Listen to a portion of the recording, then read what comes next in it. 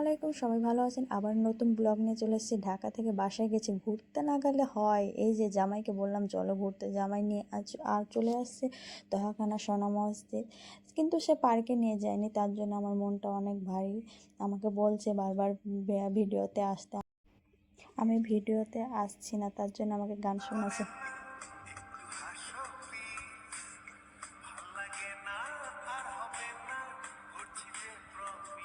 এই যে আমার ছোট মেয়ে ফুল দেখছে, বলছে পাপা ফুল, এই যে ফুল।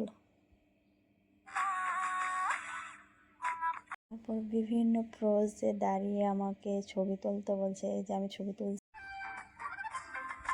ঘোড়ার গাড়ি দেখলাম, আমি বললাম যে চলো আমি ঘোড়ার গাড়িতে উঠবো। কোনোদিন ঘোড়ার গাড়িতে উঠিনি, তার জন্য ঘোড়ার গাড়িতে উঠলাম। তারপর আমরা সোনা মসজিদে চলে আসলাম। আমার জামাই মসজিদে নামাজ পড়তে গেছে, এদিকে আমার ছোট মেয়ে দাঁড়িয়ে দাঁড়িয়ে ললিপপ খাচ্ছে আর আমি ভিডিও করছি।